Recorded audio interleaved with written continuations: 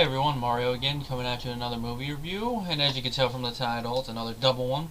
I'm reviewing up until recently, the last two entries in the Child's Play series, of course starting with the fourth entry in the series, and the first one to add a little bit more of a comedic tone to the film, the 1998 film directed by Ronnie Yu, Bride of Chucky. Chucky gets lucky. Now, of the four films, this was the first one I actually saw the uncut version of when it first came out. Now, what I mean by that is, as you probably already know from the previous video, I didn't see the first film until like around 2000, 2001-ish, when I first got that VHS. And 2 and 3, I saw them on TV, so I saw the edited version. This one I saw on VHS on a rental copy, and this is a former rental copy. I doubt this would be the same one, but if this turned out to be the same copy as the one I first saw, that would be a big coincidence. But anyway, I saw it and I've actually enjoyed it. Now I will say, at press time, Bride is my third favorite in the series. Probably at the end of this video I'll rank them. But now, after 3, it's actually a good thing they didn't rush out another sequel, because they knew this would have been the fans' reactions. Yeah, ooh, ah, yeah. Some people probably react that way anyway, but that would have been their reaction with another rush one. But Universal waited a couple years, and this is the film we got. It's like, what could it be? Now, in addition to Brad Dourif, it stars Jennifer Tilly, who basically is the title character as the bride of Chucky. John Ritter, may his soul rest in peace. Katherine Hagel, I think that's how her name is pronounced. Nick Stabil, Alex Arquette, and Gordon Michael Woolvet. Now, the film was once again written by Don Mancini, and like I said, directed by Ronnie Yu. And this, along with Freddy vs. Jason, are probably his two most well-known films, at least that I know of. And this is actually one of the films that actually got him Freddy vs. Jason. Now, I will say Freddy vs. Jason is the better film, but this is actually a pretty good film for him, and he directed this film right after he directed Warriors of Virtue, which I've never seen that film, but maybe one of these days I'll give it a fair watch and give my judgment on it, because I do remember the trailer from that film from when I was a kid. Kangaroos doing martial arts. That sticks in your mind even if you don't watch the movie. And then, of course, he did one more film before Freddy vs. Jason, which was called The 51st State. Now, of course, I haven't seen all his films, so I can't say if I like him fully as a director, but with Bride and Versus, I think he did a good job. Now, what I said by having a slight more comedic tone, the first 3 are straight horror with like a little bit of funny stuff, like Chucky's one-liners, and maybe some of the kills, like the eyeballs going into the eye sockets, the teacher getting killed by getting beaten to death with a ruler, stuff like that. This one, it's a little bit more played jokes. Some of it is Chucky's dialogue and his interaction with the character of Tiffany, and some of the dialogue at that is actually self-aware stuff. I think the only thing that, off the top of my head, I could compare it to, the only 2 things that come to mind is Scream and Expendables 2. I will say it's somewhere in between the 2 of them, because Scream is both a parody and, of course, someone taking the whole thing of scary movies too far in a real-life scenario. Whereas Expendables 2, it's an action film that has a lot of self-aware stuff, mostly stemming from the people in the movie. It'd be somewhere in the middle. Another one that probably comes to mind, I haven't watched it, so I can't really talk much about it, but Last Action Hero also comes to mind, but I think that would be at the far end. I think that would probably be somewhere in the middle too, but this one, I'd say it's probably directly in the middle, because while it does do it in a self-aware manner, it doesn't state a lot what it is that you have to have some knowledge to know. Like one part where Chucky picks up a hammer and Tiffany goes, "Predictable." That's kind of a reference to Chucky's first murder in the first film, which is a very subtle reference. But the more open ones are like, Chucky? He's so 80s, he's not even scary, stuff like that.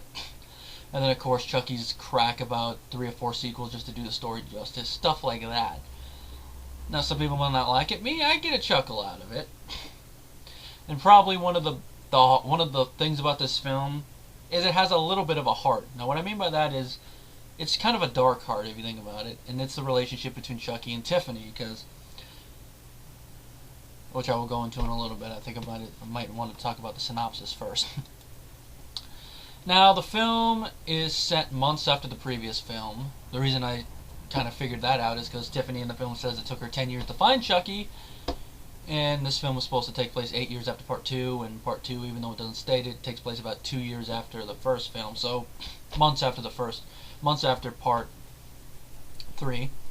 Tiffany, who we find out is the former girlfriend of Chucky when he was alive, manages to get her hands on the remains of the Chucky doll from Part 3. How she tracked it down, anybody's guess. She probably looked up stuff, and we see that she has a wall dedicated to anything related to Chucky, so obviously she probably manages to track some people down. She probably knew some people that knew some people that bribed some people. Anyway, after offing a police officer, which was interesting, she goes home and rebuilds the doll, and of course she does a voodoo ceremony to bring him to life, and it works. And after Chucky offs the person she's with at that time, they get to talking. Tiffany, she's basically been obsessed with Chucky's because she was in love with him, still is at the beginning of the film, and thought that he had left a ring in their apartment or wherever they were living, or wherever he was living I should say, because he wanted to marry her. And of course as Chucky is talking with her, we find out that was actually just a ring he stole from someone. Breaks her heart, so she basically just puts him in a nursery thing to lock him up, and she's basically just gonna kick him out of her heart. And of course because of this, Chucky gets pissed, and he eventually gets out and kills her and transfers her soul into a doll's body, hence Bride of Chucky. And of course, to get out, they have to go to New Jersey and retrieve something called the Amulet of Damballa, which will allow them to transfer their souls into human bodies. Now this is a part where hardcore fans of this series will be like, what? Because two reasons. One, they're retconning something here. They're retconning a couple things, but primarily they're stating Chucky was wearing this amulet on the night he was shot to death in the first film. Granted, we don't see it around his neck. It could be hidden underneath his clothes and all that, but in the picture in the newspaper we clearly see it. Now, unless of course they moved his body a little bit and then they saw it and they're like, oh, that looked good in the picture. That's just the only thing I can think of. But if they needed to transfer their souls into human bodies, why didn't Chucky go and try to get it in the first couple films before he tried to do anything with Andy? It's like, hi. My only guess with that is that Chucky didn't realize he probably would need it. That's just my guess.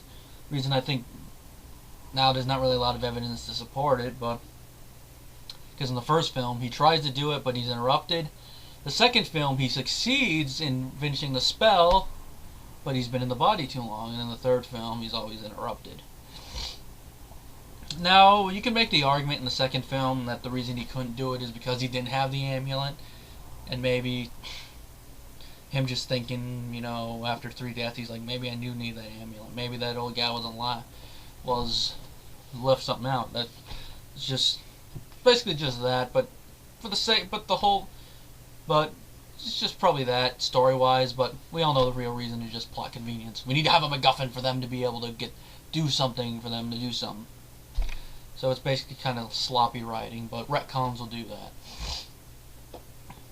And it's not one you can probably guess it's not one I really noticed until later on. It's actually one I actually started to notice again when I was rewatching it. And of course, because they're dolls, they can't really drive across country, which I like how Chucky points it out. Oh right, I can steer and you can work the pedals. We're dolls, you doof! Oh my god! Stuff like that. So Tiffany, after this, decides to request the aid of her neighbor, which I gotta check the neighbor's name. Okay, Jesse, Nick, and his girlfriend Jade, played by Catherine. They'll pay them to take the bodies take the dolls to Jersey. Now, of course, the whole story with them is that Jesse lives in the trailer park. Jade's uncle is the chief of police, which he's played beautifully by John Ritter. And John Ritter, God rest his soul, he's always good to watch him. In this movie, he is such a dick. You want to smack him. This is how much of a dick he is. Just how he's blatantly stating he will abuse his power just to keep Jade away from this guy. And it's like, really, you're going to do that and you're saying it in front of people who could testify against you in court. Not the smartest course of action. Let's think of it. Even if you are a cop and you have another cop who you're paying to back you up, 3 independent witnesses saying it, I think you'd be kind of fucked, Mr. Chief of Police, but it's a movie, so you let it slide. In real life, this guy would have probably been taken down long ago, but that's just me. But anyway, they use this opportunity to get out of there, and of course they eventually marry in the film, which makes me wonder how they legally do that. But fake names, I don't know. It's not gone into. Now, eventually, you could guess the two find out that Chucky and Tiffany are alive, and that leads into the climax, which I'm not going to spoil for those of you who haven't seen the movie. I mean, film's 15 years old, so but I'm still not going to spoil it. You never know, someone might not have seen the movie yet. Now, do I have any problems with this film? Probably the only things I have is that the Heart of Nimbala is a plot device that just comes out of nowhere. We need a MacGuffin, we have to figure out something. And, it might disappoint some people that it switches to a slight comedic tone. But, on the whole, that really doesn't bother me enough to, like, say, oh, this movie is the worst movie I've ever seen in my life. I mean, I'm entertained, and that's what a movie's supposed to do, so on that thing it succeeds, and I actually do laugh at some of the stuff in the film, and I do actually like some of the kills. I mean, what happens to John Ritter is probably one of my favorite kills in the movie, especially Chucky's reaction. Why does that look so familiar? As a kid, that made me laugh. As an adult, it doesn't make me laugh as much, but it still gets a chuckle out of me. It's like, yeah, why does that look so familiar? And then, of course, when they finally off him, you can't beat a classic. Well played, Chucky. Well played.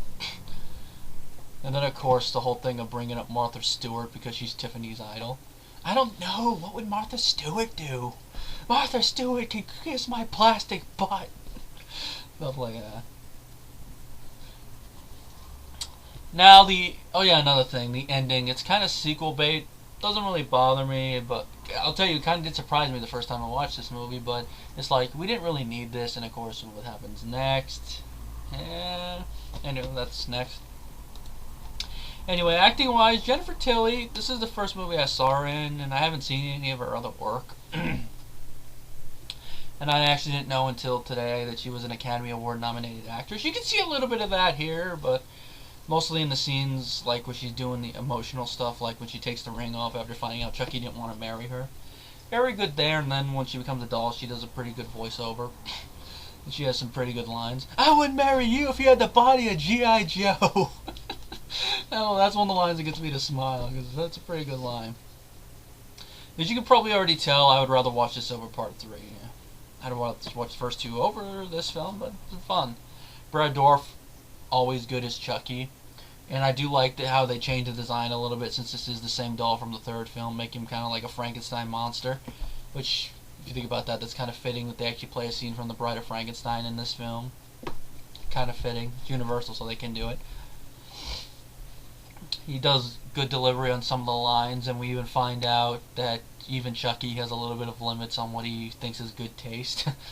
Those of you who seem to have a little small tidbit.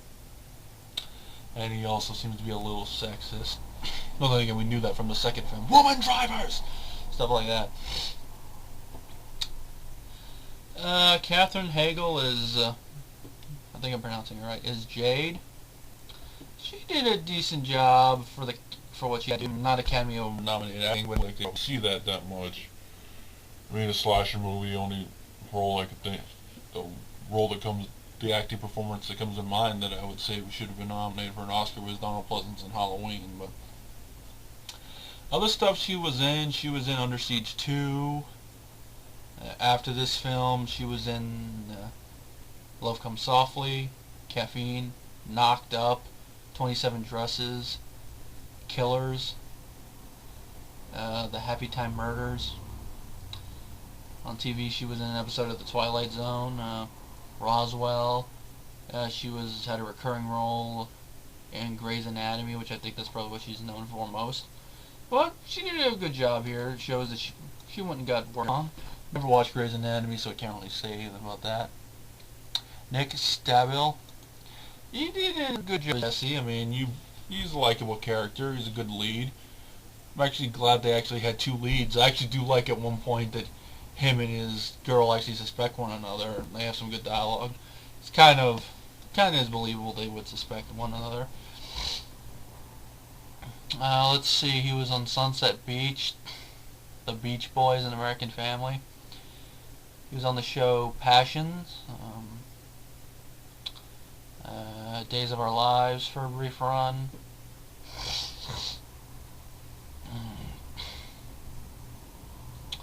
That's about it of note that I can steer. Alexis Arquette as Howard Fitzwater, which I'm checking real quick to see who that is. Oh yeah, that's character that was dating Tiffany. He does an interesting job.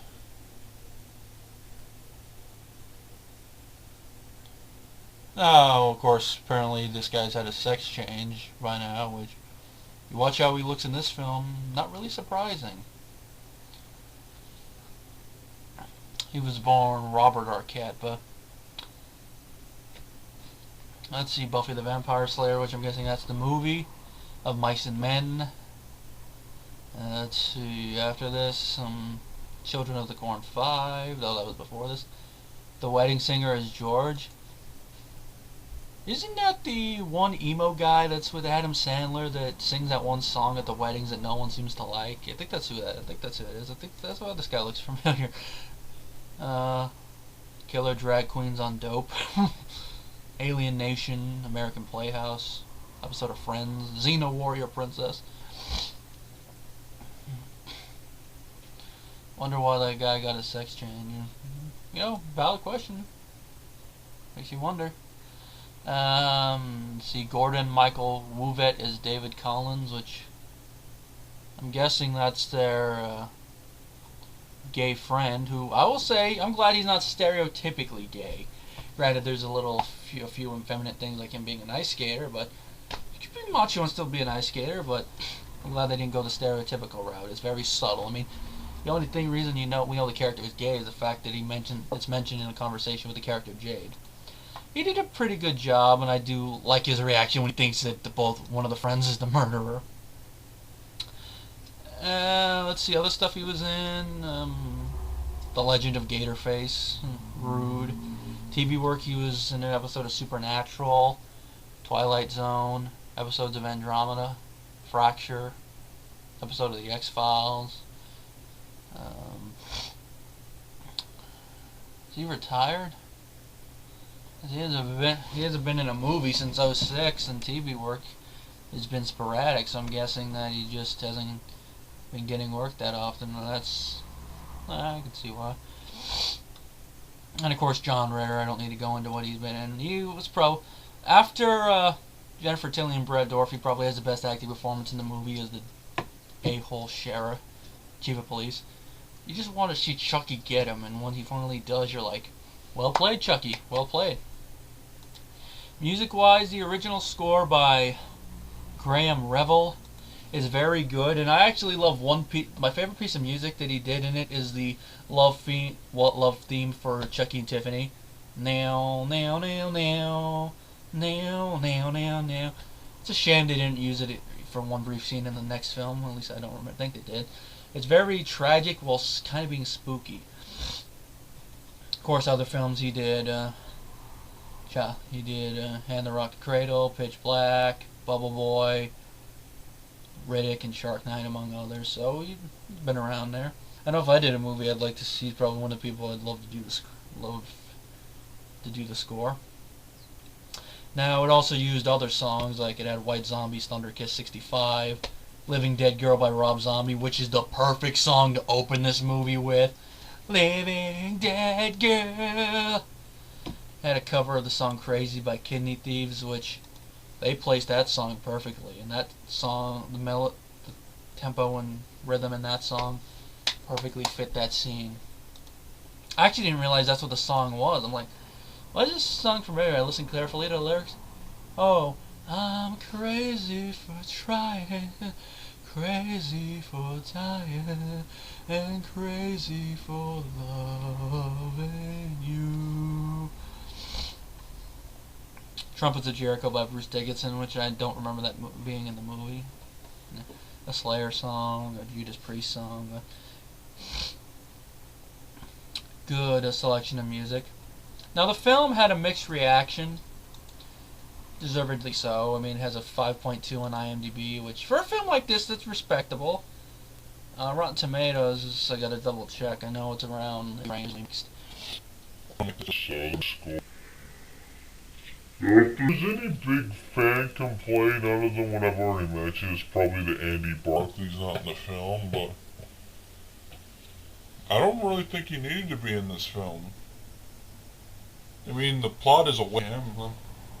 Let him have a time of peace. I know he has a cameo in the new film, so let him have some time of peace. That's all I have to say. Anyway, my rating for Bride of Chucky, I'd say 4 out of 5 stars. I mean, it might not be a film everyone will like, but I get entertainment from it. And now, of course, we come to the next film.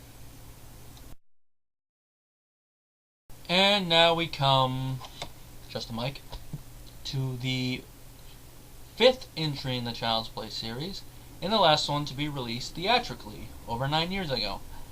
Now, off the bat, I'm going to say this is only the second time I've watched this film. First time I watched it was years ago, I think 05, 06-ish, so long before I got on YouTube, before I watched online reviews, or even read them. And I saw it when it was on cable one night. I thought it was an okay film. I thought it was a step down from the previous entries. And I thought it was a little worse than 3. And I have to say, I still think that this is the weakest entry in the series that I've seen so far. But I'd be lying if I say I wasn't entertained, because there are some jokes in the movie I do like. And if anything, I have to say I like it in a it's so bad it's good kind of way. Because, you know, it's like, oh really, they just did that?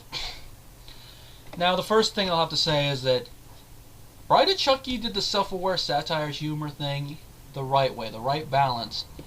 Seed goes overboard. I mean, some of it I don't mind, but some of it's like, really.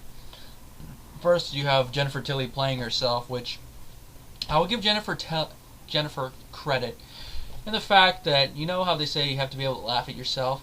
Some of the stuff in the film, it's obvious she has to have a sense of humor about herself, mostly the weight jokes and all that, which I have to say she doesn't really look that overweight. Maybe it's just me. But some of those jokes, you know, they're mean, but sense of humor about yourself. But why they had to bring Jennifer Tilly into the film and play herself, I don't know. Redman playing himself among other people. I guess it's Don Mancini's idea, because he not only wrote the film, he directed it, and it's like, okay, for a director, how you did the camera and all that, it's not that bad, but the other directors did a better job. Now, the plot of the film is that it opens with a spoof of Look Who's Talking, which I wouldn't know that if it wasn't for Wikipedia. And then, of course, the birth of Chucky's spawn, Glenn. Now, the first time we see him, it's after a sequence. Actually, I have to say, this is probably one of my favorite scenes in the movie. It's a point of view shot where a family gets offed, which we know it's the spawn, probably, mostly by the hand. And we think it's going to be like Chucky, which is like, yeah, come on, it's going to be like Chucky. And we find out it's basically a nightmare. You're pissing your pants! You're pissing your pants! Now, it's 6 years after Glenn was born, Chucky and Tiffany's son, and apparently he's making a living as a ventriloquist dummy overseas. Now, Hollywood is making a movie based on Chucky and Tiffany, which apparently now, I don't know if this is a slight retcon or just a revelation. Apparently, all the murders that have happened from 1 to 5 are thought to be unsolved just with these dolls showing up as an urban legend. Now, I don't know if Mancini just did this just to kind of settle the fact of how the murders were, or just because he wanted this to be someone's interpretation of it. But okay, the first film they kind of do in the second film. They kind of mention how that was. The murders in the second film, in the third film they wrap up.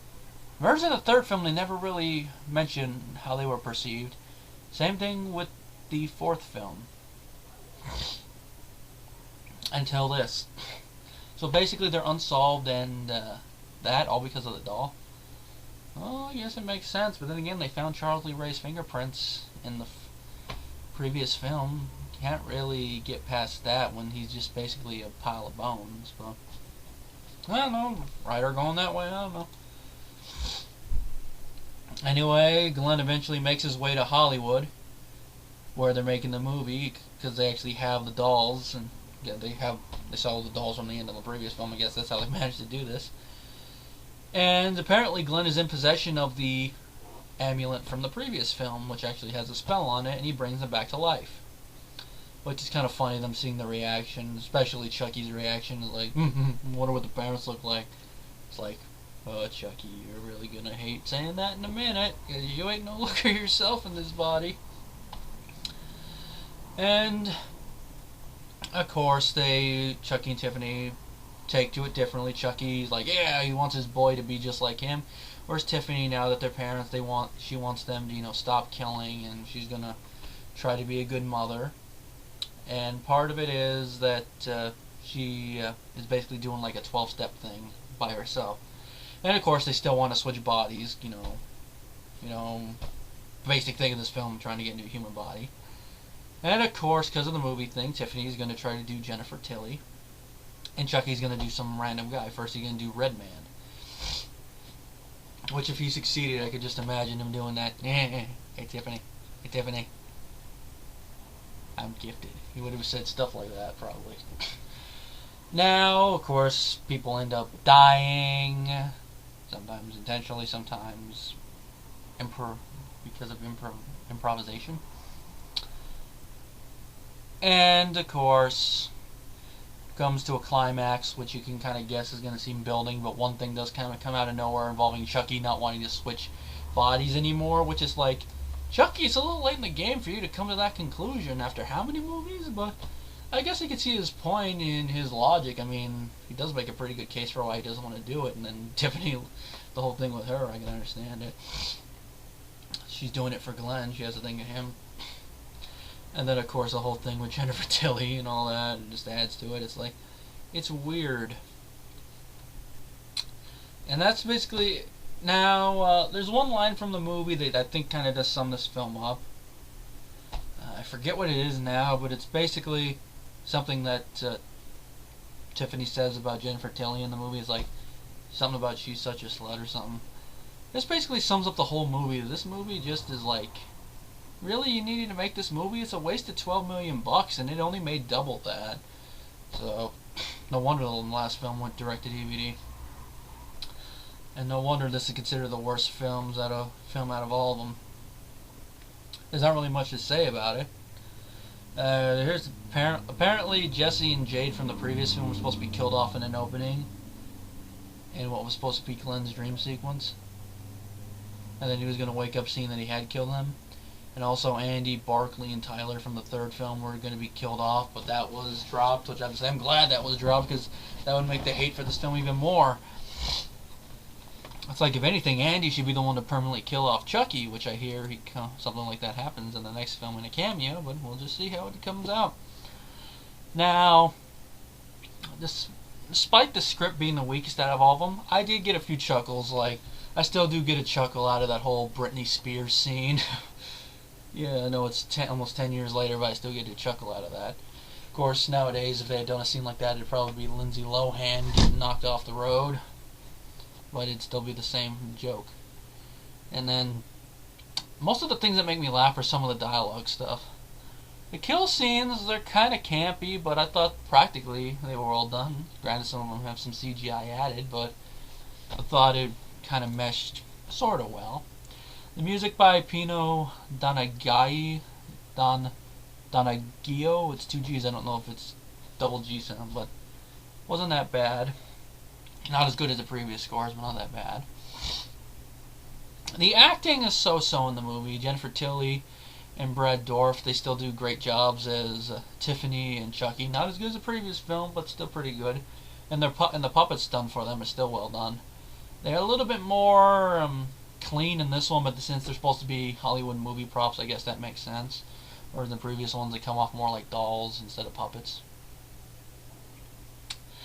Jennifer Tilly playing herself. It seems genuine while also being a slight parody of herself, if that makes sense. Redman, I don't really know much about him, so I can't know how much to say the same thing, but it comes off a little bit. Hannah Spirit is Joan. Joan, I believe that's Tilly's assistant in the movie. See, this movie's making me forget the characters' freaking names. She did an okay job for what she had to do.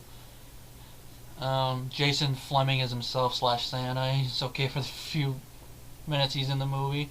Done better in other movies I've seen him, but I guess he had to make a paycheck. John Waters as a photographer in the movie. He's fun to watch for the little bit he's in. He's like a masturbating midget. Oh God, I love the little people. Stuff like that. He's a little over the top in how gleeful he is, but it's entertaining to watch him, especially with his facial features and all that. This is before I watched that one show he did the narration for that was on True TV a long time ago. We actually see archive footage of Martha Stewart this time, and Tiffany makes a offhand comment about them executing her. It's like, what? Did you just make it a joke or something? Of course, Billy Boyd is Glenn. I thought he did an interesting job voicing the character. I mean, I liked him better in Lord of the Rings. I think this was the guy in Lord of the Rings. Let me check. Because this better be the guy I'm thinking of. I know, it's always best sometimes to be safe than sorry. Yep, it's the guy I thought it was. It's, you fool of a took. Throw yourself in next time. No, not Gandalf. It's the guy that played Pippin. Yeah, he did Lord of the Rings and Master and Commander, and he follows it up with Seed of Chucky. His career is zooming! Of course, he's done other stuff, like he was in that Moby Dick miniseries, which I gotta review one of these days. Oh. They do an okay job voicing the character, especially with the plot twist involving the character being basically having a split personality, having Glenda be the homicidal part. What is an interesting little thing. The rest of the cast does an okay job for what they have to do. Just overall, this is a mediocre, I guess, sort of forgettable entry in the series. But I have to say I wasn't bored. I mean, I was entertained during it. Not as much as I was during the previous films, but I can tell you I'd rather watch 1, 2, and Bride over this and 3. 3 is a better film, I will say, because that one actually had the horror element and actually continued the story from the previous film and actually made more sense, even if it does have the rushed feeling, whereas this one doesn't. It just feels like you had to go this self-aware. Really, you couldn't have just come up with another idea to have the kid bring his parents back to life somehow. You couldn't do that. Anyway, my rating for this, just from the entertainment value, being generous, 2 out of 5. Can't really recommend it unless you want to chuckle or just want to, yell at the screen. Now, with luck, next, not going to be in this one, it'll probably be in its own independent video, will be the new film, Curse of Chucky. Oh yeah, guys, I forgot. Before I do Curse of Chucky, rank the films before I watch Curse. My ranking for the film stands currently, from favorite to least favorite: Child's Play, Child's Play 2, Bride of Chucky, Child's Play 3, Seed of Chucky. In that order.